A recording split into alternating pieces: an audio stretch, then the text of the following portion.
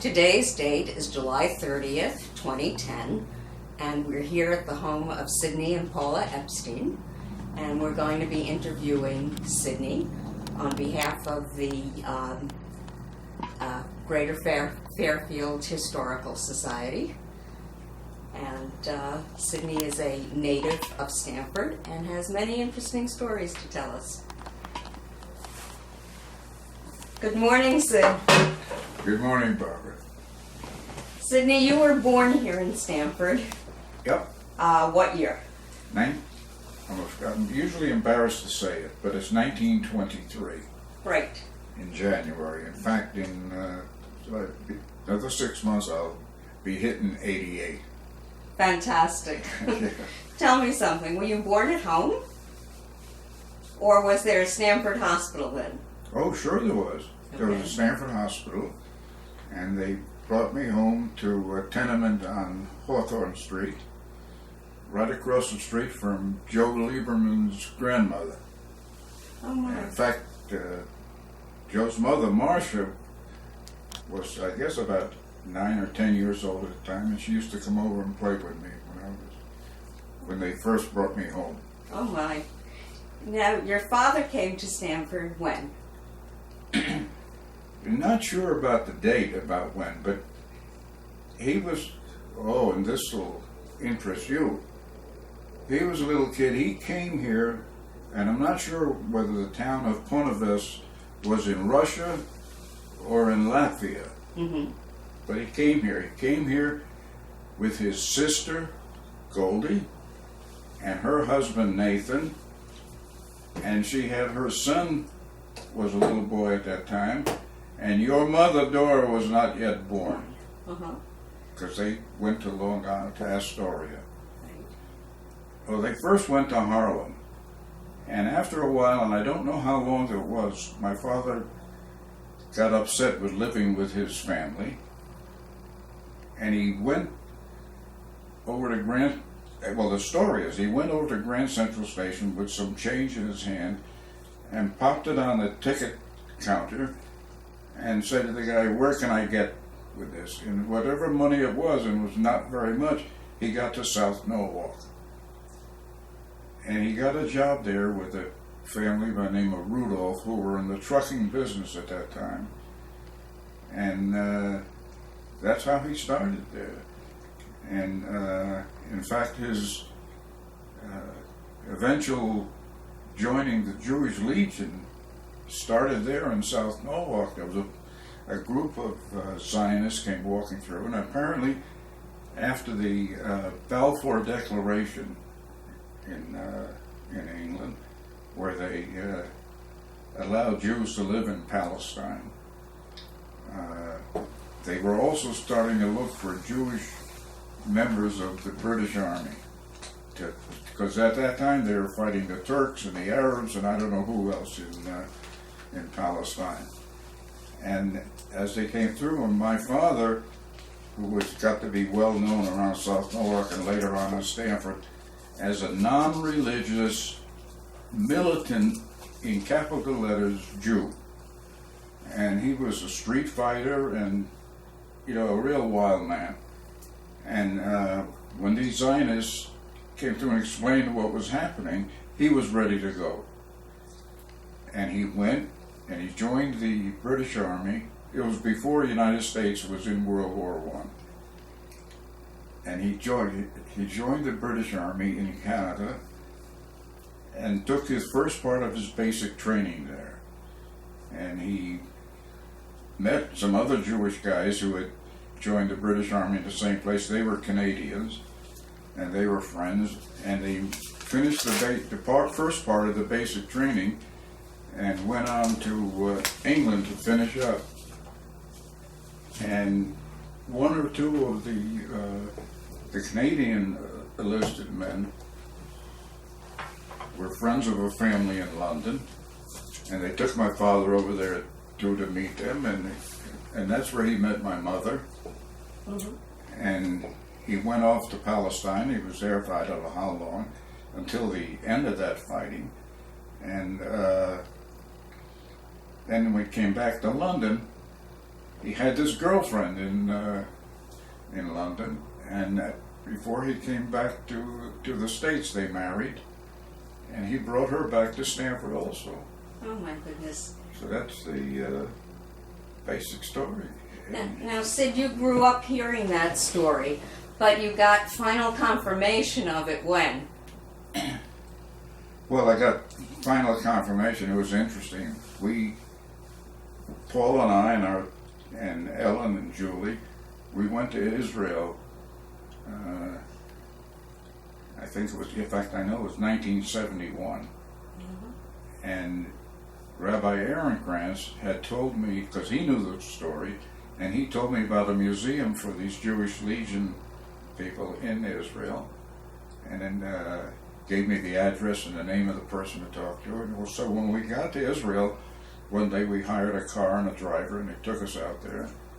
And it was a little one big room museum, and there was an ex-veteran who was acting as the curator there. And we went in there, and I introduced myself to him, and I said my father was in the Jewish Legion. He said, yeah, what was he in? I said, the 38th or 39th Royal Fusiliers, I don't know which one. And he had a handwritten roster there. And he went through it, one page at a time. He got to the E's, and he looked at Epstein, Max Epstein. He said, yeah, here's his name. We got the handwritten in there. And then after talking for a few minutes, he said to me, if you go into that corner of the room, and over at that corner of the room, they had a display that always reminded me of the way they display rugs and carpets in a store, on a great big, almost like an album thing that you move the pages around. And they had a thing like that there that was just full of pictures.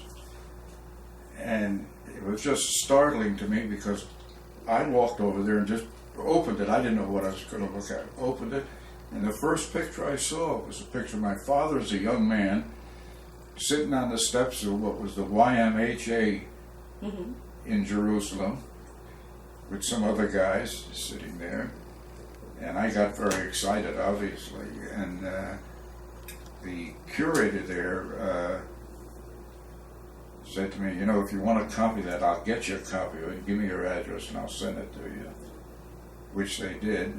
And in fact, instead of sending that, they sent me a picture of my father standing by himself in the uniform. Oh my. And the whole thing was very interesting because I finally, shortly thereafter, I got a call from the embassy, the Israel embassy in New York, and they wanted to know if my father had ever gotten the Freedom Fighters Medal from the British Army as part of the Jewish Legion. And I said, gee, I don't think so, because I'm sure I was very close to my father. We were good friends. And if he had had something like that, he just showed it to me. And I said, well, I don't think he ever got it. So they sent me a letter from the embassy that, in fact, I've got it inside it, that in effect says that the oldest son, I was the only son, oldest son of Max, that I was entitled to get it. And I've got it framed. It's a little medal with the letter that came from the embassy and a picture. That's wonderful. Yeah. Unfortunately, your father was dead by then, huh? He what? Your father was no longer alive at that time. No, he had died at that time. There was a lot of things that I had. Just to be disjointed, but it's just so funny when I left Hisbit, that goes to the other story, the story about driving to the Brooklyn Pier. Okay. I came home in January. I was discharged in January of 1946, so it was before Israel was established. and came home, and my mother and father, they had a few friends over to have a schnapps, and and after they went home, my father said to me, what are you going to do? I'd been gone for 4 years, but he said, what are you going to be doing? So I said, well, I'm going to take a few weeks when I get my head together. The same old veteran story. Get my head together and look around and he said, you don't have time. I said, what do you mean I don't have time? He said, I need you. I said, you need me? Well, when do you need me? He said, tomorrow morning. I said, tomorrow morning? I said, I don't have any clothes. The only thing I have is the uniform. He said, the uniform is good. It's all right. He said, so I figured it's insanity, but I figured, well, the next morning he woke me up at about 6:30. And I got dressed, I put my uniform back on, we went downtown, and my father at that time had his warehouse right alongside of Curly's Diner. Mm-hmm. And we went and had some coffee, and walked into the warehouse, and I see this tractor trailer, flatbed trailer sitting there, and it got a big, what they used to call a lift van, but today they call them steamship containers. Mm-hmm. They're steel today, but in those days it was wood. And I said, what the hell is that? And he said, it's guns and ammunition. I said, guns and ammunition? What are you doing with guns? He said, don't get excited. He said, there have been Jews all around the United States who've been collecting guns and ammunition, and we're one of the collecting places. So they collect them, and he's packing them in this steamship container, and they're going to Palestine. I mean, it was Israel yet. And actually, they were going to the, trying to remember the name of the organization. Haganah? Haganah. Well, it was subsequently it was the Haganah, but it was almost, it would almost be classified today as a terrorist organization, the way it started. And except they were fighting for freedom, not against it. But it was going there, and I said, well, who's going to drive that thing down? He said, you. I said, me? I said, Jesus, if I get caught, get arrested by a cop or stopped for some crazy thing. He said, I'll lose my citizenship, they'll put me in jail. He said, don't worry about it, nothing's going to happen. I said, but I don't remember how to get to Brooklyn. He said, you'll remember. He said, I said, when am I going to remember? Do you want me to go right away? He said, the same time you'll remember how you used to drive the truck. He said, you get on a truck, by the time you get to the corner of West Main Street, he said, you'll remember how to drive. You get to the top of the hill, you'll remember how to get to the Bronx. When you get near to the Bronx, you'll remember how to go to Brooklyn. He said, don't worry. So I figured, well, I got no choice, So I did it. And I took the truck, and I was scared stiff, because I figured, this has got to be crazy. And when I finally got to Brooklyn, and got to the pier, I see there's a cop standing out in front of a big paper, on a board. And I figured, I pulled up there, and the cop said, where'd you come from? I said, Stamford, Connecticut. He said, oh, yeah, here, I got you listed here. Pull it on the pier alongside that ship. Get the thing unfastened from the trailer. They'll pull it off and put it on the ship, and you get the hell out of here. And that was the end of it. I mean, so I get in, I drive home, and I finally get back to Stamford. After lunchtime sometime, I walked in the office. My father was sitting there. My mother was there. Of course, she always came down. She handled the telephone and the billing and all that stuff in the office. And I thought I was going to walk in there like a hero. Mm-hmm. And I said to my father, see, I got it. My father said, I told you so. Now, Sidney, when you were in the Army, you were in the Air Force. I was in the Air Force, right. Yeah. Now, that was not probably the best placement for you, was it? I joined before I was drafted, and two of my friends in Stamford had just joined the Air Force, and they were going to train as pilots. And I joined the Air Force, and I figured I would too. Mm-hmm. And I found out that I wasn't qualified. My eyesight wasn't good enough. I mean, then couldn't wear glasses. But anyway, so I ended up as a flight engineer, an aerial engineer, on a bomber, and I wasn't a pilot. But Now, somebody had pulled strings for you to have another job in the Army. Is that correct? Oh yeah, it's crazy. There was another mover in Stamford. In fact, the building is still in the corner of West Main Street, and it was Schaefer's warehouse. He was an Allied van line agent at the time.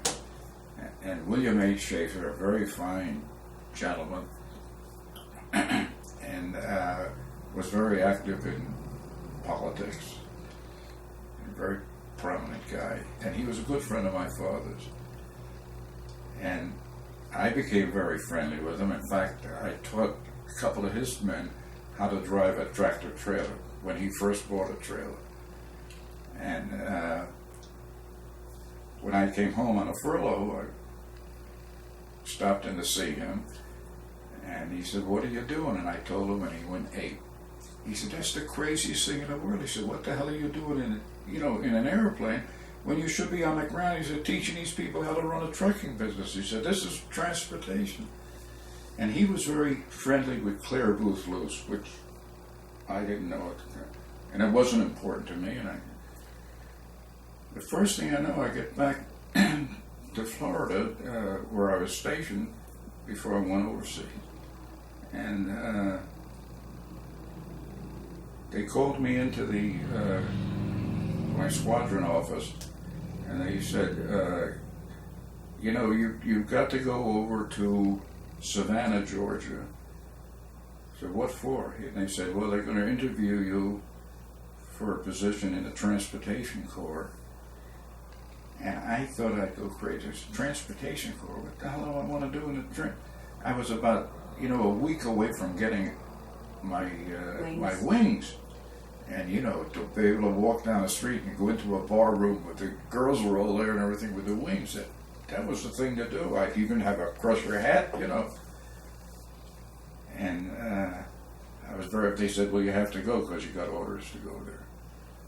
So I took the thing, and I was looking through the papers that I had there, and I find that they had the letters PI, which turned out to be political influence. And I was very concerned. I looked further through it, and I see that Claire Booth Luce, who was then a congresswoman,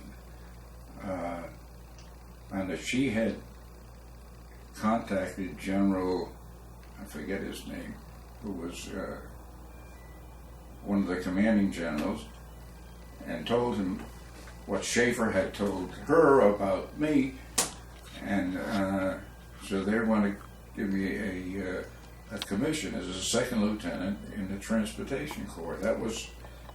They weren't going to do it that minute, but that was the pathway that I was going on, they thought, and I turned it down. I was going to get those wings. That was important, Hell, I want to be a second lieutenant for it.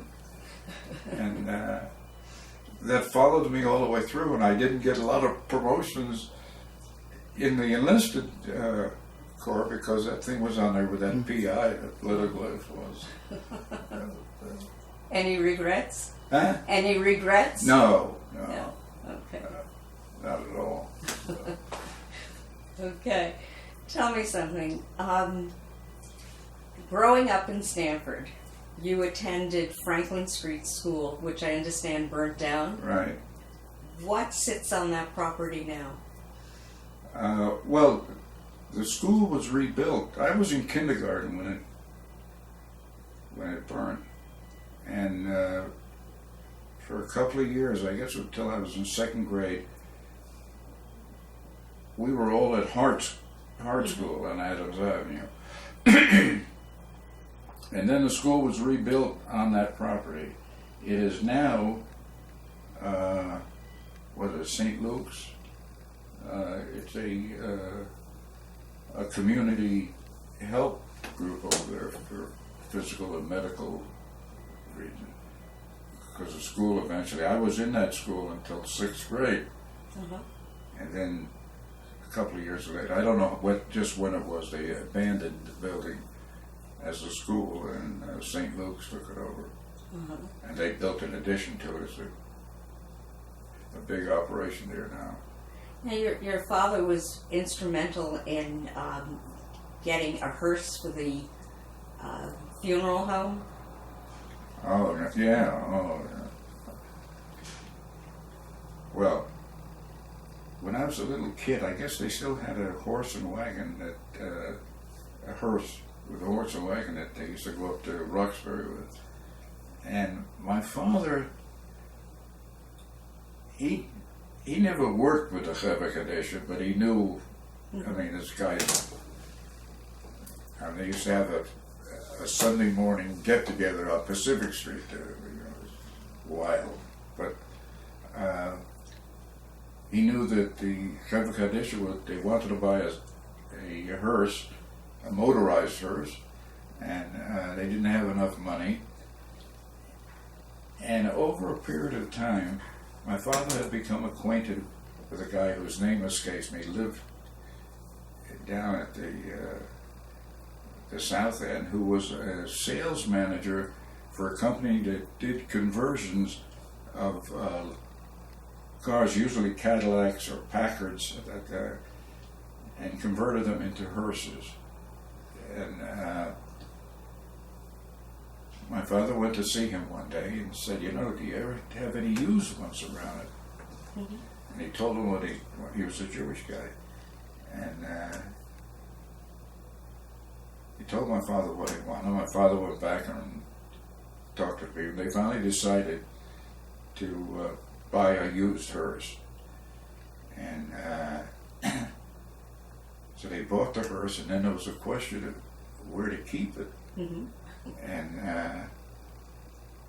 by that time, my father had rented what turned out to be his office, which was the original Stamford Central Firehouse. And it was in the street's not there anymore, on Luther Street, which was across the street from the Palace Theater. There was a street, looked more like an alleyway that went back there, and at the end of that alley was this old, in fact there's a picture in this book of it, was this old Central Firehouse. And the people who owned Hudson Paper Company were Fertigs. And they owned that property, which eventually my father, they took it when they built the Landmark towers there. And they extended the land out to where the building was. But anyway, then Fertigs decided to sell it. And they wanted $3,500 for the building and the land. It wasn't much land, but $3,500 at that time was a tremendous amount of money. And in fact, a sideline to that was that my father, he needed $500 to make a down payment, and he didn't have $500. So he went around to borrow it. And it was just unfortunate for him, but the world didn't come to an end. He was out on a Saturday morning trying to borrow the money, which was the morning I was bar mitzvah. And so he missed a good part of my bar mitzvah. But when he finally got to the shul, I mean, it was the first question I asked him, "Did you get the money?" Which he did. And he bought the building. And, he was also a great practical joker with that hearse, wasn't he? Oh, yeah, well,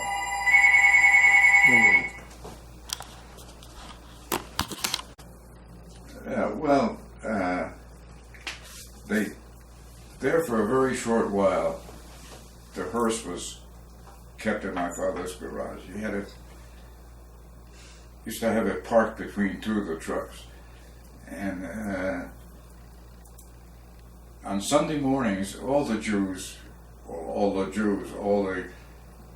relatively recent immigrant Jews met on Pacific Street, where there were Jewish stores on both sides of the street going down, and they were usually open on a Sunday.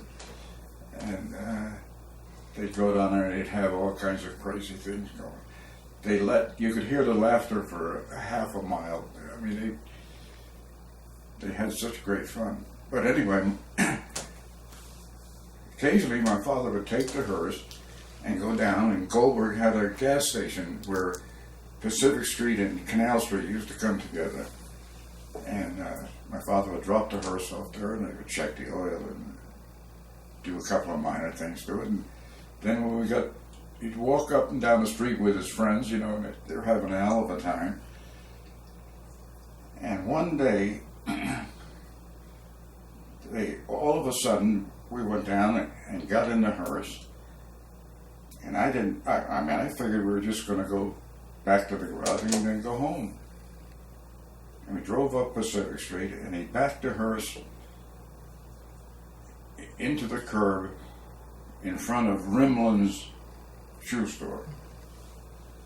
And one of the men that walked up the street, they walked in, and Mr. Rimland, I don't know how old he was then, but they figured he's an old man. And apparently they had some things with him, I don't know. But anyway, one of the men walked in and said, "Look, Rimland, you're an old man, and you're going to die when he's dead. And you'll probably die in the middle of the week, and we'll have to take time off from work to go up to the cemetery. Come, get in the hearse now, we'll take you to Roxbury." Well, he started to carry out. He was cursing him in Yiddish and in English, and they were hysterical. They were absolutely hysterical. It was a cruel thing to do to an old observant Jew, but I never forgot that. Now tell me where Temple Bethel originally started out. It started originally, I don't remember the place where it started, but it was on Suburban Avenue, perhaps in a house, and then they built the temple on Prospect Street, the corner of Prospect, and now what is Hoyt Street, and that was built there. I don't remember what many years ago now, because we built the one on Roxbury Road about 40 years ago. It's now about 40 years, and but the temple was first built on that corner. That's where it was, and Paul and I joined there in 1951, right after we were married. And between the time I was bar mitzvah and the time we got married, I didn't have very much to do with shuls or temples. But Paula's father was a very observant Jew, and a very fine guy, and a nice guy. And I always marvel at the way they accepted me there, because I was so different than them. It was incredible. But when we were married, I figured that we should join a temple. If for no other reason, out of respect for my father-in-law, which is why I did it.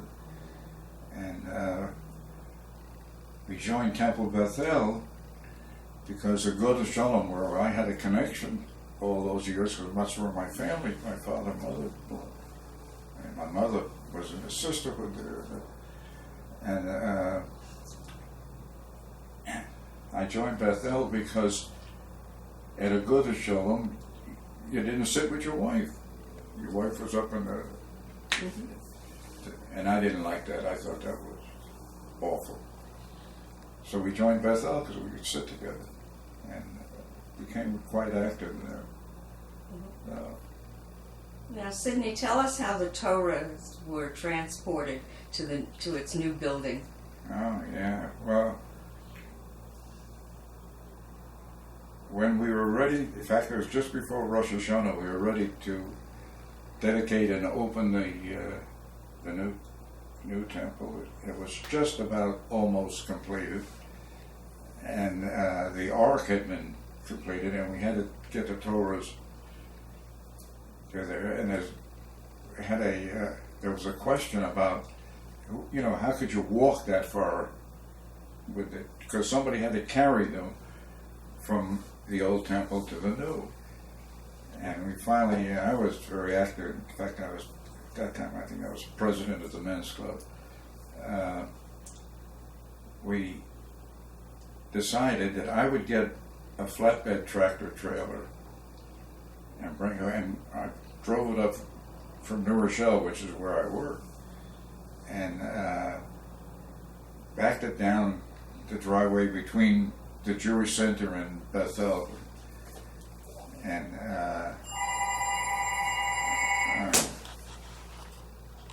talk long on the phone. Okay. Okay.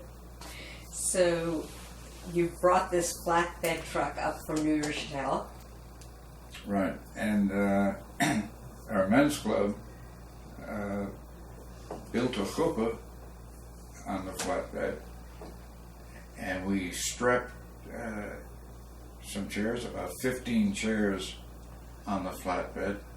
I mean, if you try to do that today and the parents saw the way those kids were sitting, they'd go crazy. And they'd be right. Yes. Because this was just a dumb thing. It worked out fine.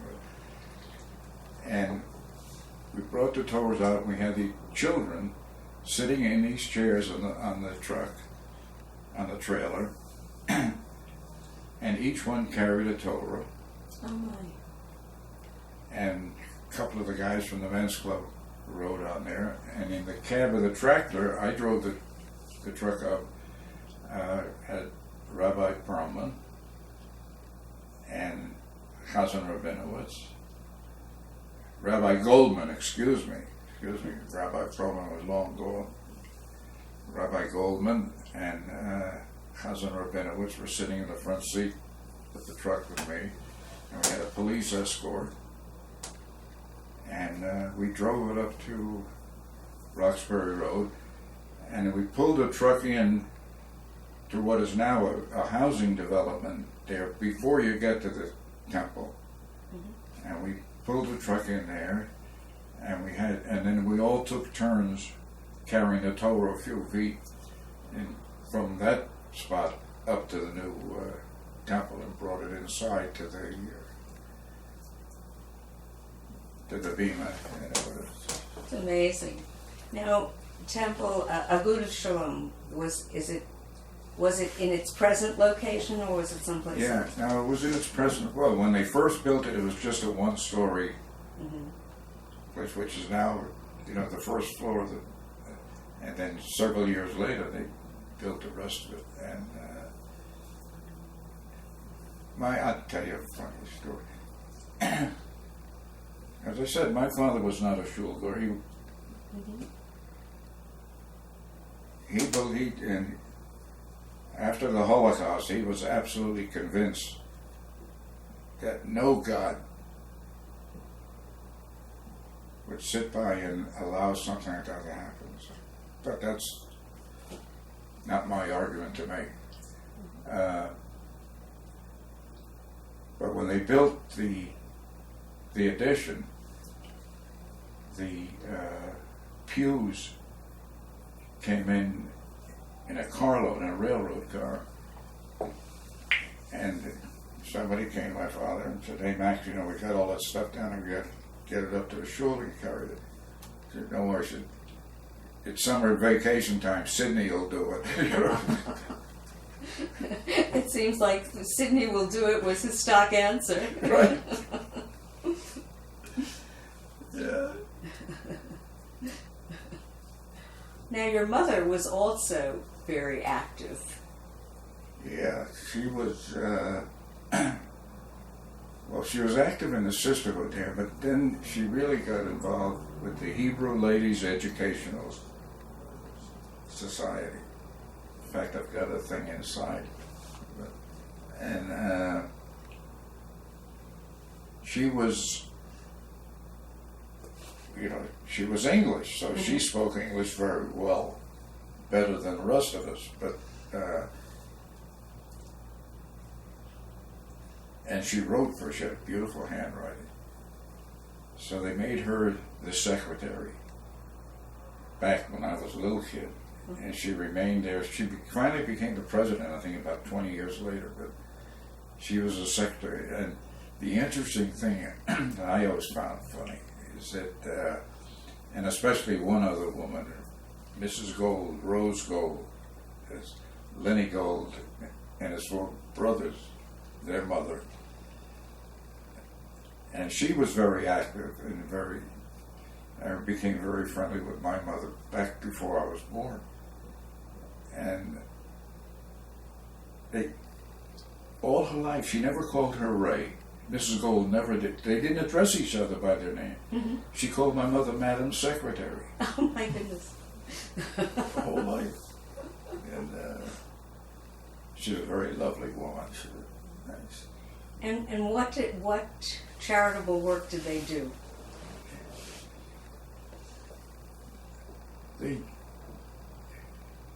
They were involved. You mean the Hebrew ladies? Yes. Oh, a very important part of what they did. I mean, I don't know all the details of what they did, but one very important part was helping many Jews in Stamford who wanted to become citizens, and help them make sure they could read English, that they knew the history and knew, you know, certain parts of history that they used to ask questions, I guess, when the immigrant was being questioned for his qualifications as a citizen. And the Hebrew ladies took care of that. They also took care of, to the best of their ability, certain charitable contributions to individuals, which they did in a nameless fashion. They made sure that some of the poorer Jews had matzahs, you know, and Pesach, and didn't they also deliver groceries to poor families? oh yeah, they delivered groceries. Oh, they got the groceries and we delivered them. And there was, you know, you can't hardly think back of all the detail of what they did, but I know that they were very busy and a very charitable group. And probably the most important was that while most of the women in the Hebrew ladies lived a comfortable, what we would probably call lower middle class economic level, but they always found the ability to make the charitable contribution to those who had a lot less than they did. Mm-hmm. And they are a great bunch. I would show up at a meeting every once in a while because I'd go to Hebrew school in the same building. And their meetings would take place in Yiddish and English. Now, was Yiddish your first language? Huh? Was Yiddish your first language? No. But that's you know, I guess I drive my kids crazy because I got stories about everything. You know? And I start to tell something, they say, "Dad, we heard that already." You know? But yeah, it's funny. When I was a little boy, my mother and father were having some arguments that were terrible. And it was years before I found out what it was all about. And what it was all about, my father wanted me to go there. Apparently it was a schuler in Stamford. I think it was a workman. I believe it was the Workman's Circle schuler, but I'm not sure. My father wanted me to go there anyway, because he thought that was important, because he was a Yiddish-speaking immigrant. My mother wanted me to go to Hebrew school. Mm-hmm. She didn't want that show. Well, she won. I ended up going to Hebrew school. But my father was, and I used to sit and listen. Now, you don't remember because you're not old enough, but you'll remember. Raymond Graham Swing was a news commentator on the radio back in those days. And my father used to listen to him on, I think it was WOR. My father used to listen to him almost every evening. And I used to sit there and listen with him. And one day, I must have been 12 or 13, almost around bar mitzvah, something like that. My father said to me, Sidney, you know, you've got a real problem. I said, what problem? I mean, I'm looking around. What problem do I have? He said, listen to me. He said, one day, he said, it'll be a Friday afternoon. You'll be riding your bike downtown. There'll be an old man standing on the corner of Pacific Street with a beard down to here. And he said, you look like a Jewish kid, so he's going to flag you over. And he said, he doesn't speak any English, and you don't speak any Yiddish. And he's going to say to you, Zunla, it's showing Shabbos, if dafte in Davin, wie heißt den Shul? And my father said, he's asking you where the shul is. He said, how are you going to tell him? He doesn't speak any English. He doesn't understand any English. What are you going to say to this man? I said, you know, I really have a problem. From then on, every time I rode my bike downtown, I saw somebody with a beard. I rode the other way.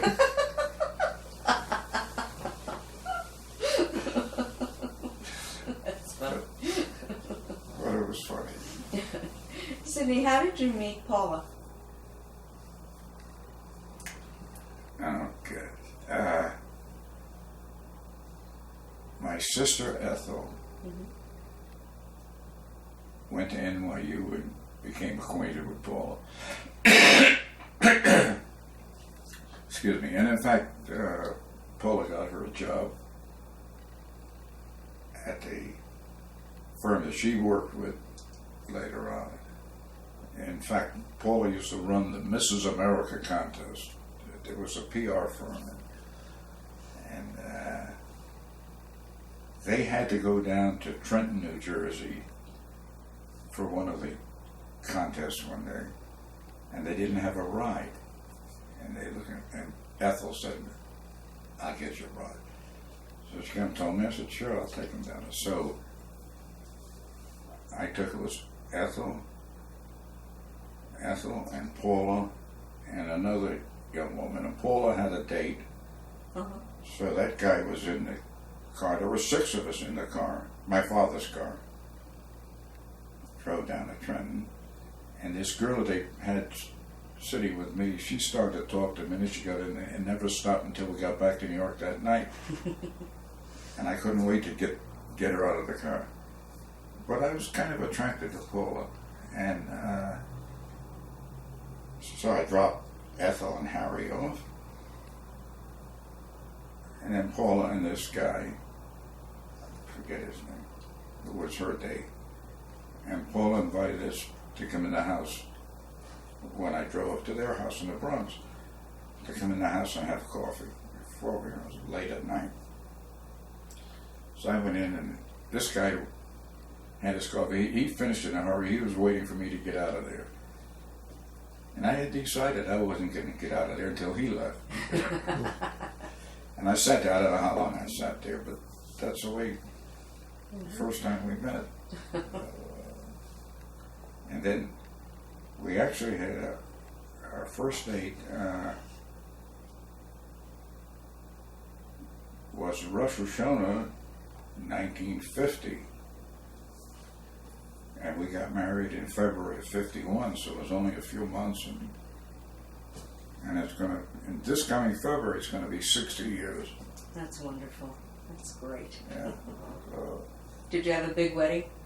Huh? Did you have a big wedding? No. We had a rather small, at Paula's parents' home.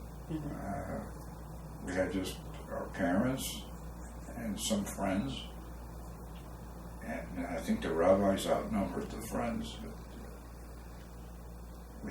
There was Rabbi Miller lived on Davidson Avenue, and he was the rabbi of their shul. Wonderful guy, young guy, Israel Miller. In fact, he was an official at the Yeshiva University for many years. He died now, but we used to run into him, frequently, and they were very good friends, the rabbi and my in-laws, and he was very friendly with us too. He was a nice guy. I was not a shul goer, so he wasn't enamored with the way I lived, but he was a nice guy. Now, when you were first married, did you still work for your dad? Huh? When you were first married, did you work for your father? Yeah, I worked for my father, I guess about a year and a half or so after we were married. And then it became very apparent to me that I couldn't stay there, and that my father didn't want to grow the business at all. Mm-hmm. He liked it the way it was. Right. And I finally figured that if I stayed there, we were going to have a major problem between us, and I didn't want that. So, and coincidentally, he had an opportunity to sell the company. Mm-hmm. I mean, he had a good spot in town, and he had a good reputation, and gave me an opportunity to leave. And I left, and I went to work at Neptune in New Rochelle. Same business, but they were in a growth process. There were three brothers who owned it, and they were going, and it turned out to be the right decision. Now, what capacity did you work for them? Huh? In what capacity did you work for them? Well, when I first went there, I drove a truck for them for a short while, and then I became an estimator. And then eventually, as they started to grow, their traffic manager became the vice president in charge of the West Coast. So because Neptune bought a facility in Oakland, California, which is right near San Francisco, mm-hmm. and then he bought another one in Los Angeles, and Frank Mazzetti went out there and ran that West Coast segment, and I became traffic manager of Neptune. And then, it's like all life is, I think, a bunch of chances that you get, opportunities to keep your ears open. Things happen, and you find it. I mean, I became president of Allied Van Lines. Well, it was the largest corporation, not only in the United States, but in the world. It was a moving company, the largest it was. And in fact, when I left, we were doing over $600 million in revenue. And I came out of nowhere. I was a high school graduate. I went to work for Neptune and became friendly with David Kirschenbaum, who was he's the oldest brother. He was the president. And he started taking me to meetings with him, especially the Teamster negotiating meetings. And one day we were at an industry meeting in New York, and I went there with Dave. He asked me to come along with him, and I went there. And as the meeting started, he said, guys, I've got a very important appointment, and I've got to leave you and go take care of this business appointment. And they said, and he was a big shot. We were the biggest company in New York at the time. And he said, we got some decisions to make, and we have to get Neptune on board. Who's going to make the decision? He said, Sid will. They said, Sid? I mean, they didn't hardly say, who the hell is Sid? And he said, he got up, put his briefcase together, and he said, I'll tell you something. There are only two things that Sid can't use of mine. One is my wife, and the other is my toothbrush. And he said, other than that, he can use anything, my name, anything else, and I got to leave. See you later. Well, just like that, I became a very important person in New York in the industry. I mean, for nothing that I did. I mean, it was just one of those things that happened. And from then on, I attended more of those industry meetings one time and became known all over the country. Because, you know, New York was New York. And as I look at all that happened to me after that, I mean, I was at Neptune for over 20 years. And when Dave died, that's Allied thing, which was also one of, you know, and I keep telling my grandchildren that I must admit that everything that happened to me, up to and including becoming president of Allied Van Lines, was just one of these things that happened.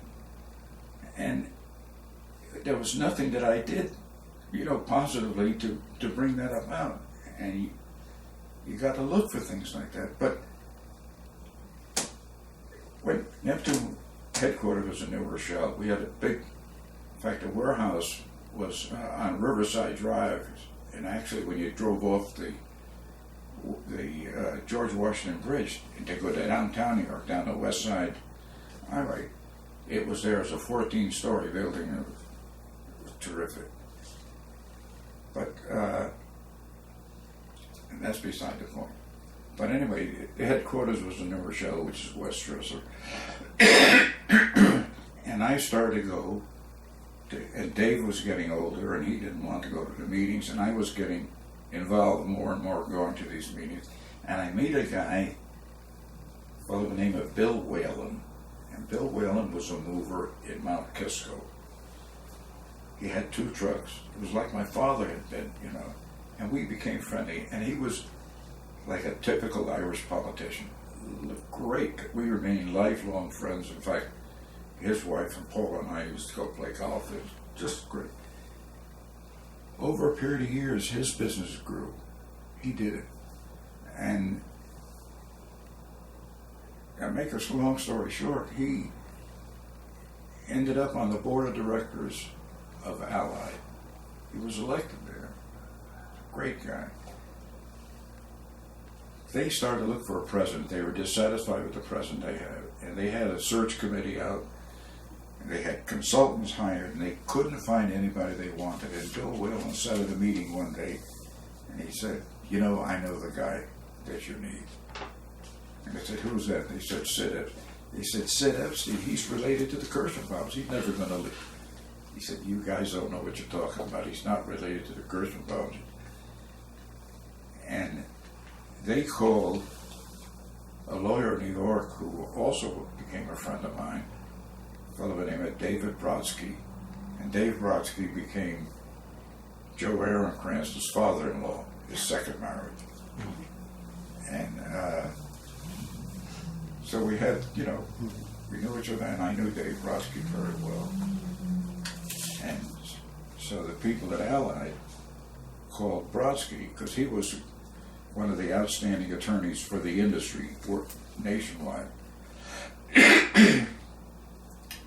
And they called him and asked him about me, and they said, well, if you can get him, you'd be doing a hell of a good job. They said, sure, try to get him, because he didn't know I was ready to leave Neptune. And it happened. They called me and asked me if I'd come out to Chicago and talk to them. I did. And that's the way it happened, just like that. Well, you were also very knowledgeable about the federal government had interstate laws at that time. Yeah, well, I had been doing a lot of things. I did a lot of testifying before Senate and House committees in Washington, and but it happened. And you also negotiated with the Teamsters Union? I know, I negotiated with the Teamsters in New York for a number of years, and knew Jimmy Hoffa, but I don't know where they ended up. They didn't consult with you on that one. Yeah. But I did a lot of things over the years. It's just great for me. Mm-hmm. I enjoyed every minute of it. That's great. That's great. Yeah. Sidney, what was the best present you ever received in your life? The best present.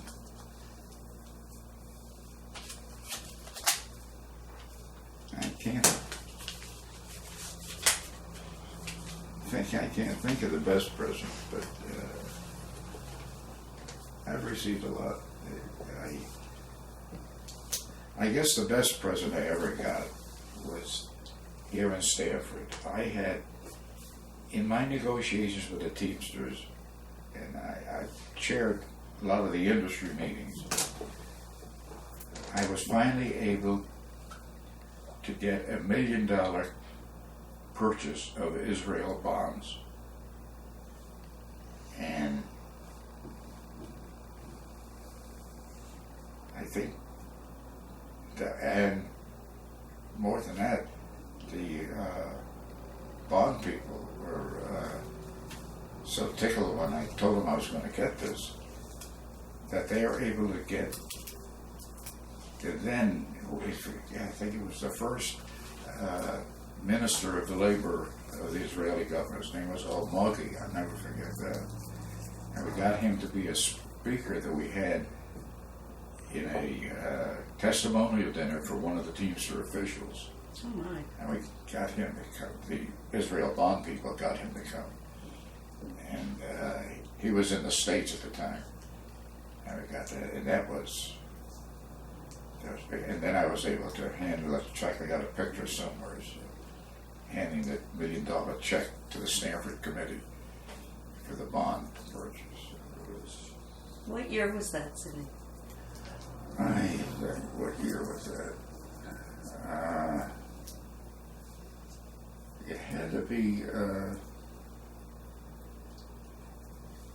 to be probably the early 60s. Mm-hmm. Mid-60s maybe. It was, and I'm very sorry that my father had died before then, and because he'd have gone ape. Mm-hmm. And,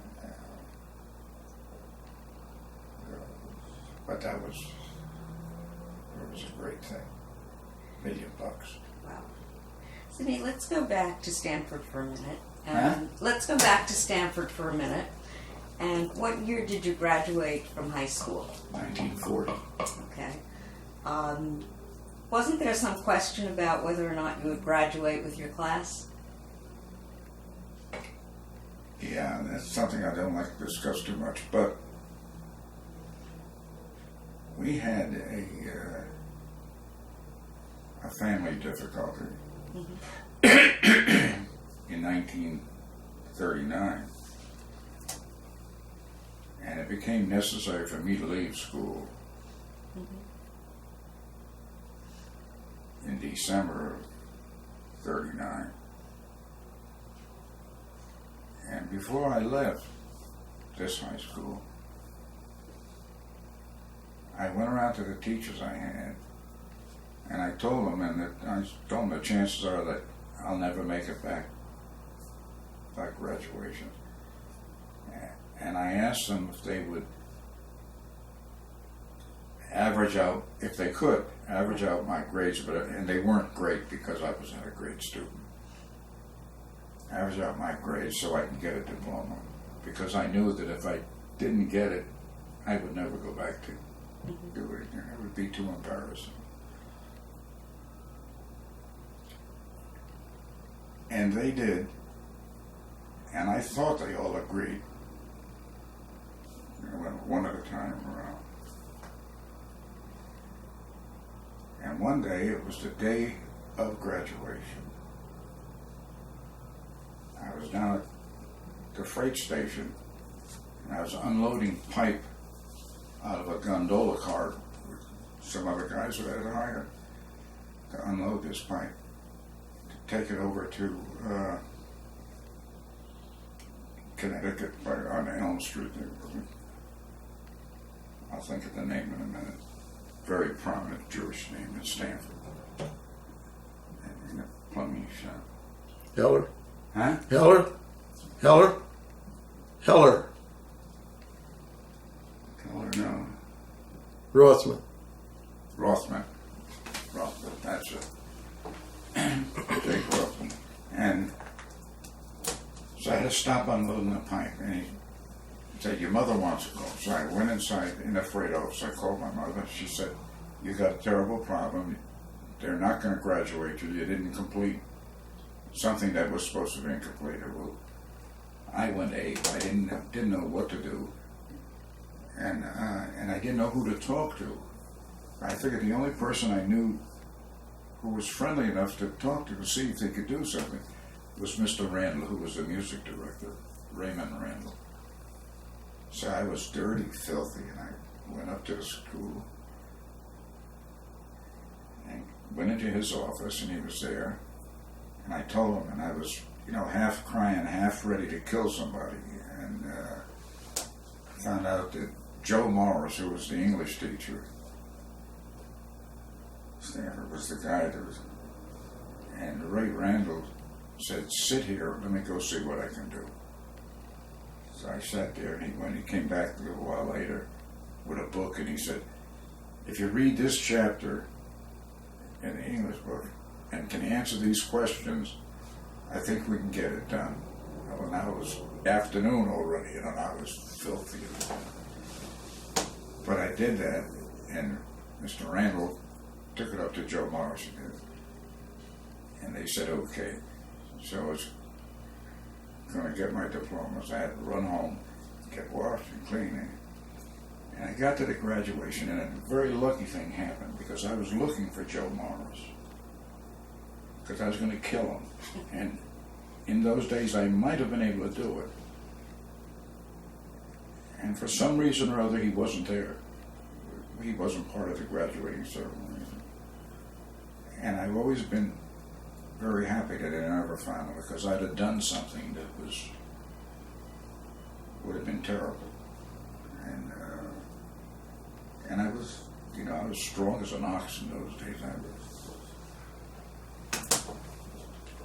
Sidney, your extracurricula at school, can you tell us about that? The what? Your extracurricula at school wasn't any sport.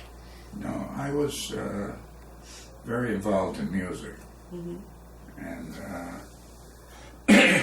in fact, in those days, it was interesting that Stamford and Norwalk and New Canaan and around were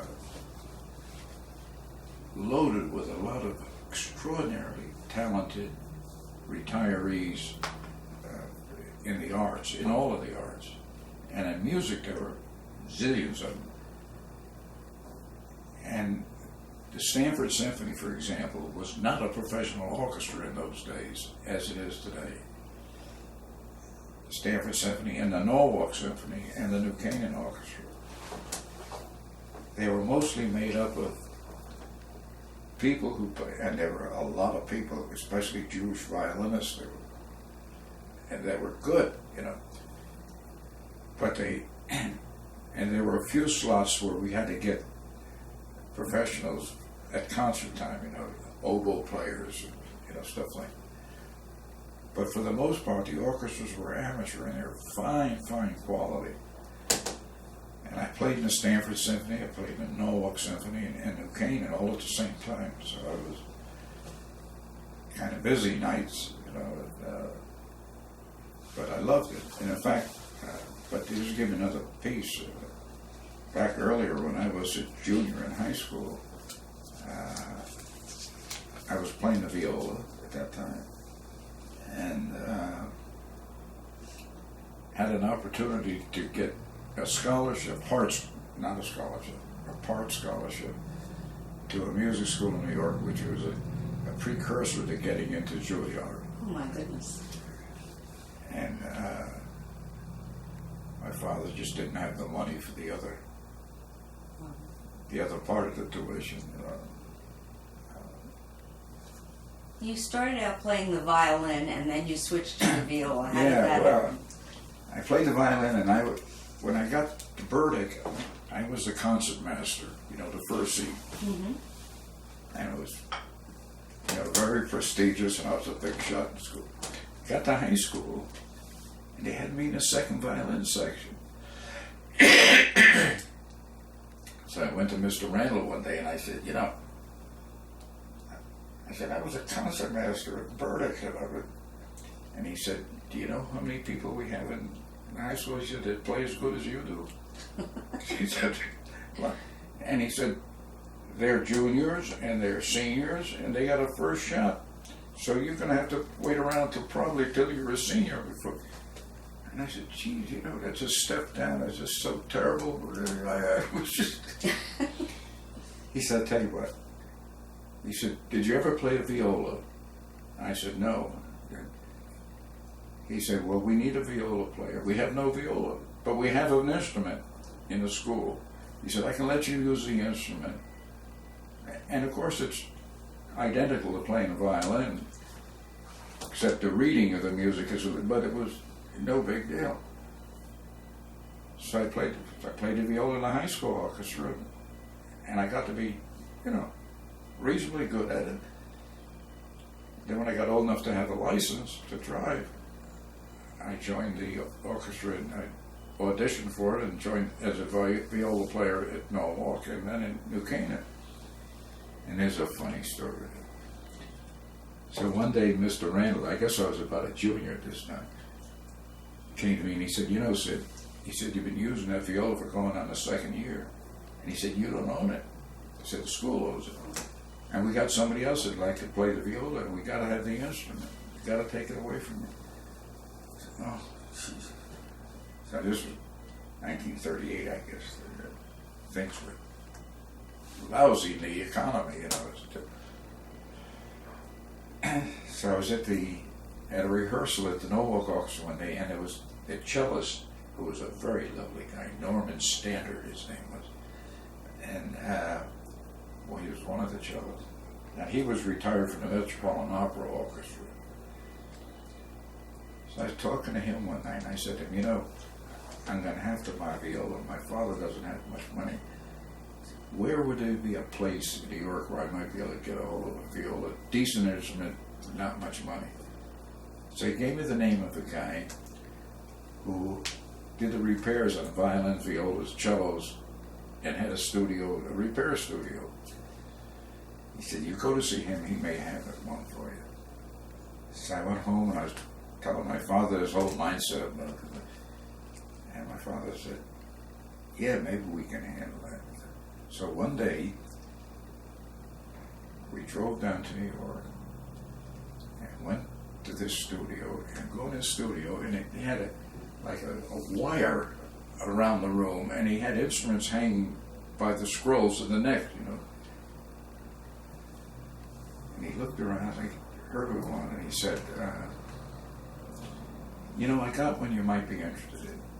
He said, but it's got a problem, and he pulled the viola down, he strung it,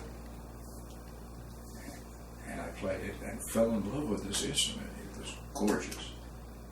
He said, but it's an odd size. He said, it was a handmade instrument, and it's larger than most violas. He said, but it's got a great... I said, yeah, it's beautiful stuff. He said, got a couple of problems. First of all, I got no bow for it. And secondly, I don't have a case for it. And I want $35. So, 35. And my father was with me. My father said to him, tell you what, if you throw in a bow, I'll give you the $35. The guy said, sure, give us a bow. And we walked out with this viola in a paper bag.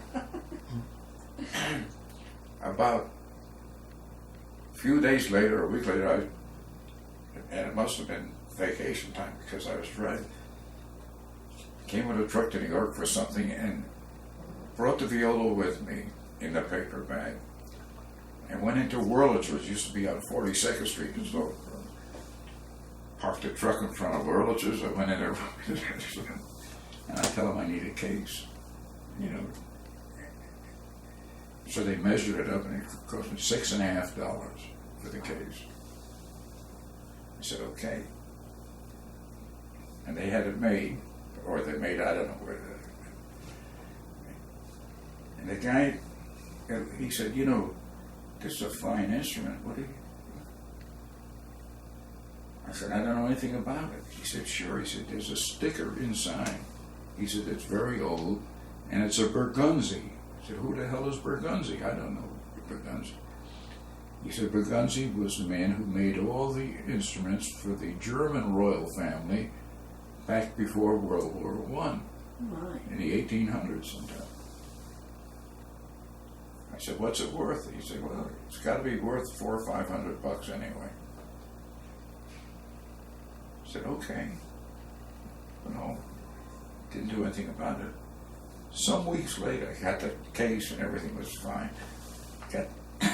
I did a rehearsal in Norwalk, and one of the violinists came over to me and he said, you know, would you like to sell that instrument? I said, well, I don't know, I have to talk to my father. He said, I'll give you $250 for it. So I went home kind of excited and sat down with my father. I tell him, my father said, don't be a jerk. He said, you sell it and you get the $250. He said, maybe we can hit the guy up for $300. He said, now you got to go out and find another one that you like as much. He said, you think you're going to be able to buy one for $250 or $300? I said, I don't know. He said, well, I don't know either, but don't be stupid. Don't sell it. What the hell are you going to do? You sell it, you're going to get it. So I went back next week to the rehearsal. I told the guys, I'm sorry, I can't sell it. Many years later on, we were living on Eaton Road at the time, and I had quit playing in the orchestra because, you know, I was working. I just didn't have time for it. And Paula was saying, you know, it's a shame you got this instrument laying in the closet and you're not doing anything with it. You know, I said, you know, you're right. And I had heard a program on WQXR with Isaac Stern. And so, he was very interested in a music school in Israel. And he said there were so many children there who gave it to the school, and he said some very fine musicians, he said, they don't have money to buy an instrument. So I got very interested, and at that time, my daughter Julie was working for UJA in New York, and so I said to her, find out the name of the school that Isaac Stern was. So she found out, and I took it and went to get it appraised before I gave it away and sent it, and got an appraisal on it for $5,000. My goodness, wow. So by that time I was doing a little better in my career, so I gave the instrument away and took the deduction. That's lovely. That's a wonderful story. Yeah, it was nice. Sidney, when you were at Allied, you had pictures in your office. My father's picture? Could you tell us about those? Yeah, we had taken a picture one day of my father and I in front of one of the trucks, and I had it framed, and when I became president I had this gorgeous office, panel, and I had, among the pictures I hung up pictures that were of interest to me. One was my picture of my father and I in front of this truck when I was driving the truck. And every once in a while something would happen. Some good things happened while I was there. And I'd look at the picture and scream. Say, hey Max, look at me. What the hell are you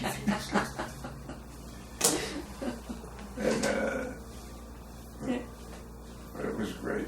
Now, your father had an expression during the Depression, which was, it was cheaper to... Oh, that's in the picture. Yeah. Yeah. Well, what? Page 70. I can't see the numbers. Here it is. Yeah. But, you know, in those days, and it was true, if you went to rent a place, you could get, you know, a couple, 3, sometimes as much as 4 months rent. Right. You know, free just to. So if you went and stayed for the 6 months, you got the first 3 paid free, and then you paid for 3, and then you move out and get another 3.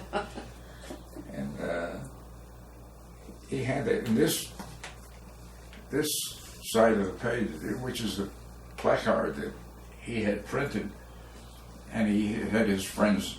Some of them had grocery stores, or Joe Levine had a pharmacy down on Pacific Street. So they put these things in the window of the store for him. So that was his advertising. Oh, great. Now, And the thing, well, I got to tell you one thing. And it's got to do with Stamford, and it's not a bright spot.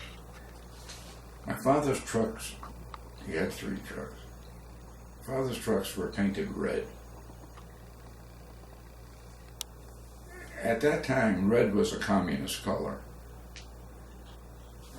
And when it got to be the color red of the trucks and the name Epstein, you know, Jewish communists were a political problem here. They weren't the talk about it. And my father had said, you know, when you get old enough, you get out of school, going to have it M. Epstein and Son. And I was looking forward to that. Well, there were places in Stamford where he couldn't get a moving job because they didn't want that truck in front of the house. Highcliffe,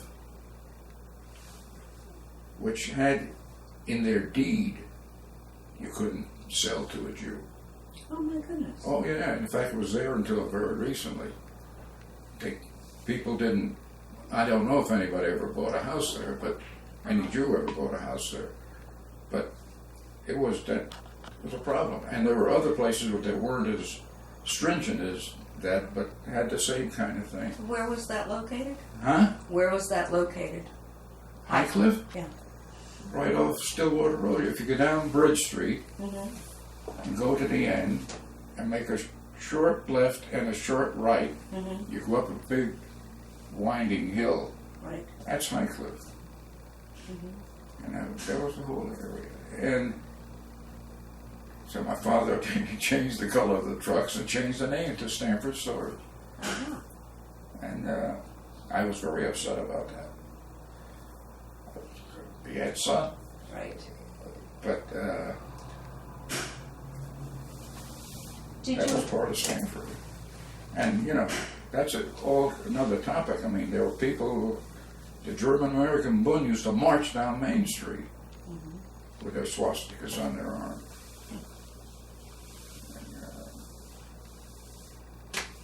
Did you experience any anti-Semitism in school? Huh? Did you experience any anti-Semitism in school? Oh, sure. I think everybody did. I mean, it wasn't a major factor in school, but there were always kids that, you know, had something to say. And you got in fights with them. And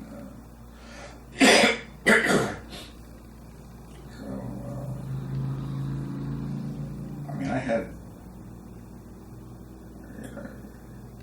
a cousin who lived with us. His father had died. Sidney Rothberg, his name was. Same Sidney as me. He was 9 months younger than me.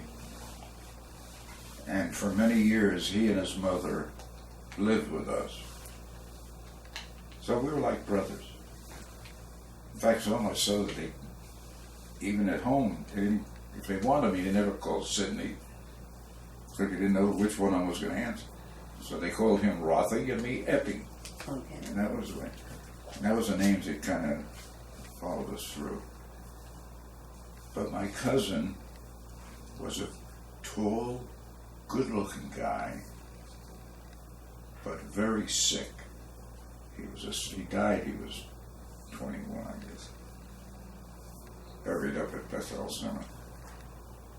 And he was weak. He didn't look weak. He looked like a wrestler coming down the street. And so he went to Franklin School, because he was a year behind me. And my father had told me that I'd go to school with him and walk home with him. And if anybody bothers him, don't let him get into a scrap. You jump in and take care. So I got into a lot of fights coming up with him. But we were very close. As I say, we were like brothers. And my mother was almost like a mother to him, because she was home when she wasn't at the office, she was at home. And his mother worked. She worked. She was an executive, got to be an executive at Phillips Chemical, which made the magnesia. Sidney, did you experience any anti-Semitism in the industry, in the moving industry? Yeah, well, what was interesting was that once you got away from New York, and even in New York it wasn't a predominantly Jewish industry, there weren't very many Jews involved or in the business. So it was not a popular place for Jews to work either. And in fact, there's a funny thing I tell you. I never felt any real anti-Semitism, especially in Allied when I went there, although I was the only Jew there. And the first year that I was there, I was taken off for Rosh Hashanah and Yom Kippur. And I was talking to Paula one day, and I said, and we kept our home in Stamford all the time. And because our kids were here, our grandchildren were starting to come, and they were here. And we had a condo in Chicago, gorgeous place. And Paul used to come out and stay for a week or so once in a while and come back. And, so I was talking to her one day, and I said, geez, I said, it's going to be Rosh Hashanah. It was the first year that I was there, and I said, I don't know how to handle my being Jewish in this milieu. She said, get a sign and put it on your door with your name. You don't know what you're doing. She's very, So. Tell me something, Sidney. How do you feel about how Stamford has grown since you were a kid? Oh. I'll tell you, I feel very good about it because I think it's added a lot of class to the town and a lot of beauty to the town. And the population, of course, has grown. Stamford, as only us older people remember, was two communities. There was the city of Stamford and a town of Stamford. And if you got beyond Bull's Head, that was the town, in Springdale and Belltown and all those places. And it was only, 30 years ago maybe when it changed, it consolidated the whole thing. But at that time it was, a totally different, two places, a different kind of population. On the Stamford side, when you got to North Stamford, you had people who were more affluent And you got on the Springdale side, it was less affluent people there, Belltown. And there was kind of a visible separation that you don't see anymore. You know, and I think that's much better. There are some places that are really enclaves of, you know, higher price homes and families, $1 million stuff. But for the most part, Sidney, is there anything that you would like to tell us that I may have forgotten to ask you? I don't think so. Okay. Is there any advice that you'd like to pass on to your grandchildren based on your life? Yeah, I burden them with That's your job. a lot of this thing, and I gotta say this: that I think that Paul and I are among the very fortunate people, and hopefully there are others, because of the closeness we have with family and with our grandchildren. Or I mean, they call here, you know, here there's a fire up the street somewhere, and say, "Are you all right?" You know, and I get upset with that because I think I haven't got to an age yet where I'm infirm, you know. But I try to tell them as best I can that you have to work hard to accomplish anything. You have to work hard, but in addition, you have to be able to listen and not shoot your mouth all the time. And I think that some of that has caught hold. Our son-in-law is doing quite well. He's a young guy, he's just starting out. Doing well. Our granddaughter Sarah is in charge of the senior programming at Atria. Mm-hmm. And she had worked for Atria in California and then wanted to be home. So she came here.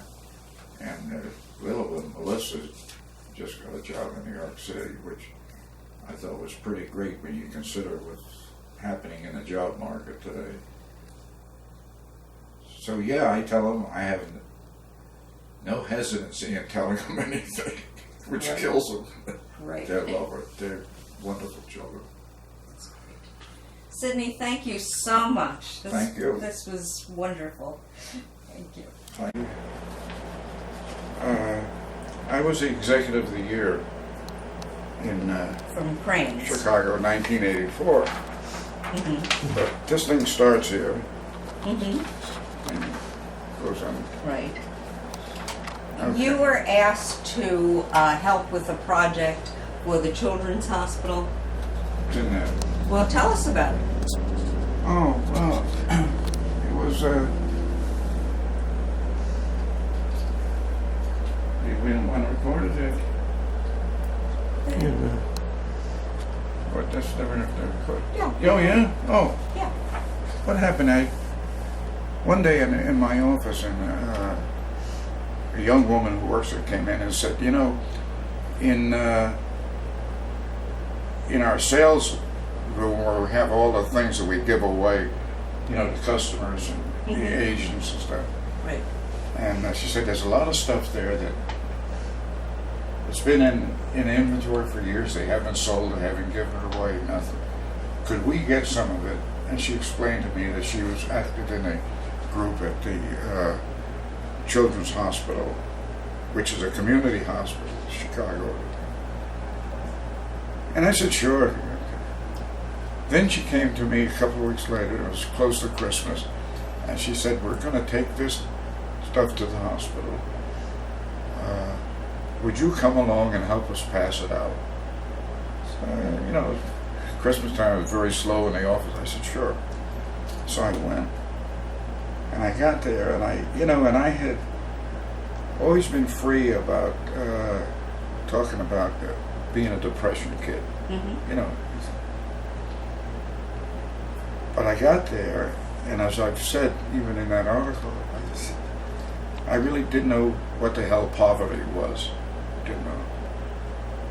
First thing that happened that was just terrible to me was in walking through the halls, and we were toting this big bag of gifts for the children.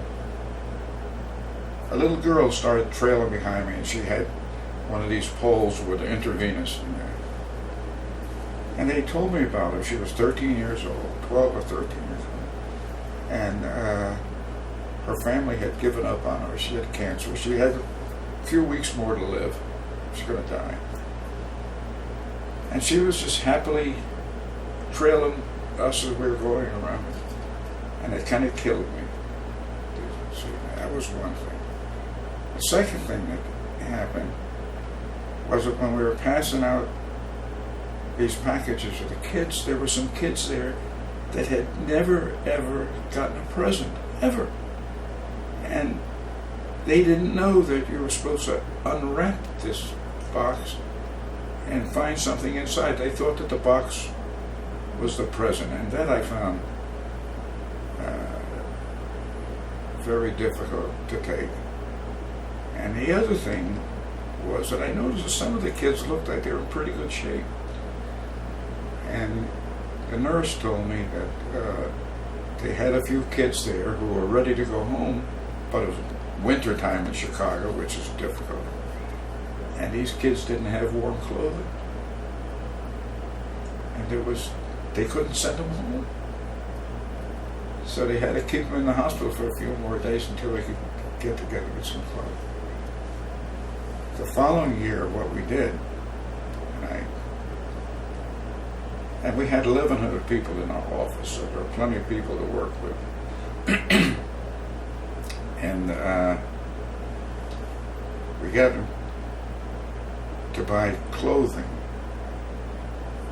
for kids, and we assigned age limits. It's like, you buy stuff for a 1-year-old, you're for 3 years, that kind of thing.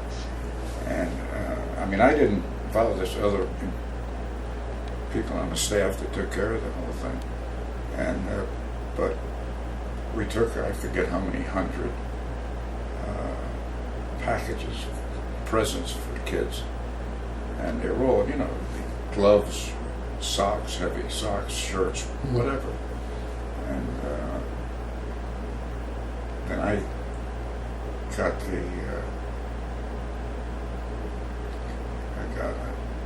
the company to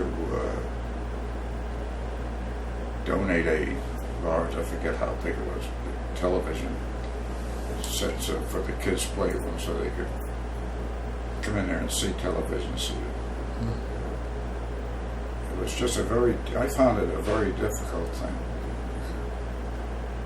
I thought I knew what being poor was. Didn't know anything.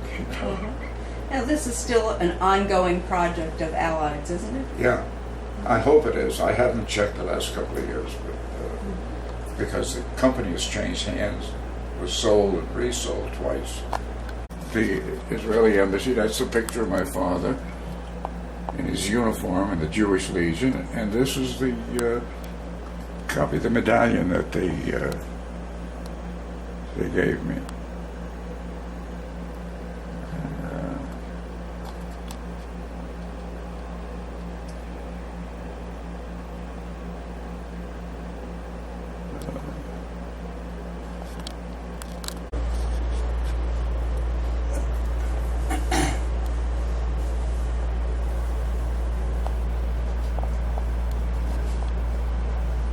This here,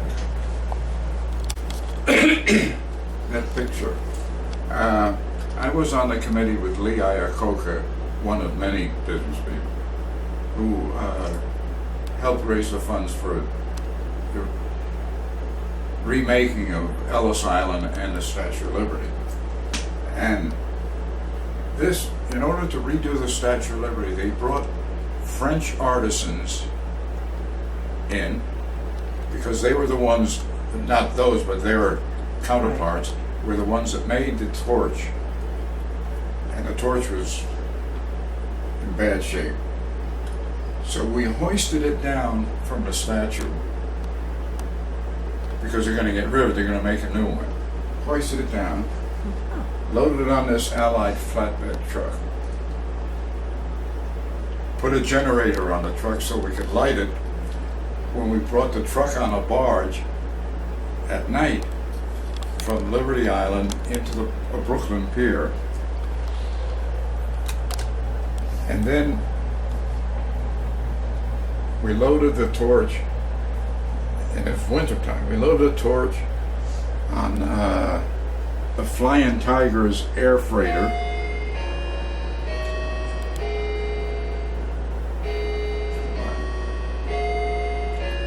And flew it out to California because we put it on another truck in California in the Rose Bowl parade. Oh my. And then we brought it back Uh-huh. that night. But that's that one.